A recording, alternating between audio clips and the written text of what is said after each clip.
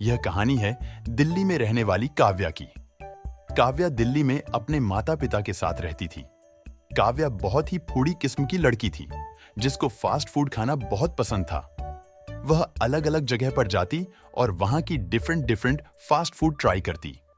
काव्या के fast food खाने की आदत से उसकी मां शालिनी बहुत परेशान रहा करती। अरे बस कर जा, अब कितना खाएगी? सुबह से 2 बार ये जंक फूड खा चुकी है। अरे कभी तो घर की दाल रोटी खा लिया कर।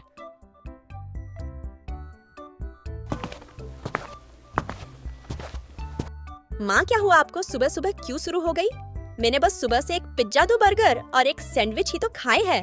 मैं तो कहती हूँ आप भी मुझे आकर ज्वाइन क्यों नहीं करती? देखो ना, ये कितने टेस्टी है। ना बहना, तू ही खाइए।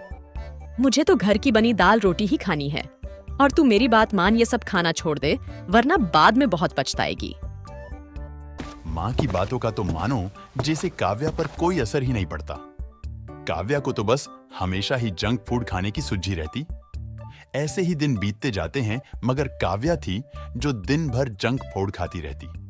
ऐसे ही थोड़े दिनों में काव्या की शादी सूरज से हो जाती है और काव्या अपने ससुराल आ जाती है। शादी के कुछ दिन तो बहुत अच्छा चलता है, पर काव्या के जंक फूड खाने की आदत में कोई सुधार नहीं आता। वह कभी सूरज के साथ बाहर जाकर जंक फूड खाती तो कभी घर पर फोन से ऑर्डर करके मंगाती थी। काव्या के इस जंक फूड खाने की आदत से अब तो काव्या की सास भी परेशान हो चुकी थी। वह अक्सर काव्या को जंक फूड कम खाने को कहा करती, मगर काव्या थी कि किसी की एक नहीं सुनती थी।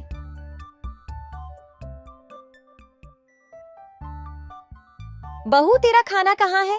तूने सबकी प्लेट तो लगा दी, अपनी नहीं लगाई। आज कोई उपवास रखा है क्या?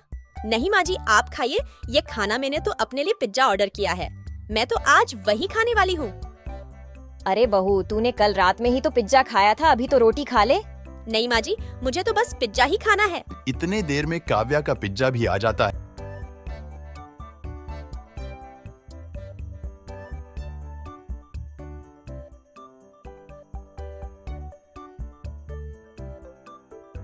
माँ जी, आप भी लीजिए ना, बहुत ही स्वादिष्ट पिज्जा है। नहीं बहू, तू ही खा, मुझे नहीं खाना। और देख बहू, ये रोज रोज पिज्जा खाना छोड़ दे, नहीं तो बाद में बहुत पछताएगी। आफो माँ जी, अब आप फिर से शुरू मत हो जाना। आपको नहीं खाना तो कोई बात नहीं, ये स्वादिष्ट पिज्जा मैं अकेले ही खा जाऊंगी। ऐसे शादी के बाद भी काव्या में कोई सुधार नहीं आता और वह हमेशा ही जंक फूड खाती रहती। ऐसे ही एक रात काव्या के पेट में जोरदार दर्द शुरू हो जाता है और दर्द इतना बढ़ जाता है कि काव्या को हॉस्पिटल में एडमिट करना पड़ जाता है। काव्या के ज्यादा जंक फूड खाने से उसका कोलेस्ट्रॉल हाई हो गया है, जिससे काव्या का पेट खाने को सही से डाइजेस्ट नहीं कर पा रहा। मैंने जो दवाइयां दी है उसे टाइम से काव्या को खिलाते रहना। और हाँ, आज से काव्या का जंक फूड खाना बिल्कुल बंद। थोड़े दिनों में काव्या घर आ जाती है। माँ जी, मुझे माफ कर दीजिए, मैंने आपकी बात नहीं मानी और हमेशा ही जंक फूड खाती रहती थी। काश मैंने आपकी बात मान ली होती, तो आज मेरा जंक फूड खाना हमेशा के लिए बंद ना होता। अच्छा बहू, जा तू आराम कर, आज का खाना मैं बना दूंगी।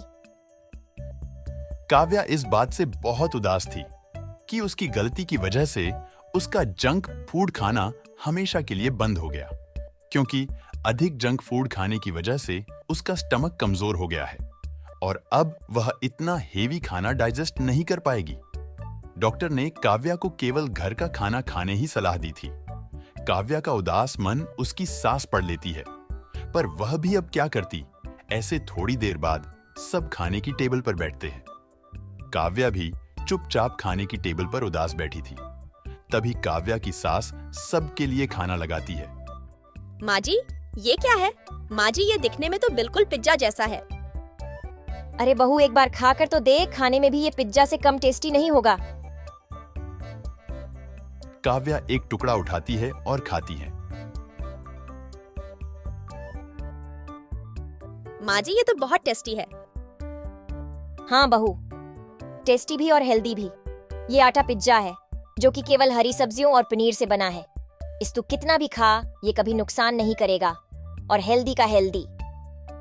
हाँ माँ जी, ये तो बहुत ही स्वादिष्ट है। माँ जी, क्या आप मुझे सिखाओगी इसे बनाना? हाँ बहू, क्यों नहीं। मैंने भी ये इंटरनेट पर देखकर आज ही सीखा है। इस तरह काव्या अब जंक फूड खाना छोड़ घर का हेल्दी खाना खाती और हाँ, कभी-कभी रोटी पिज्जा भी बनाती।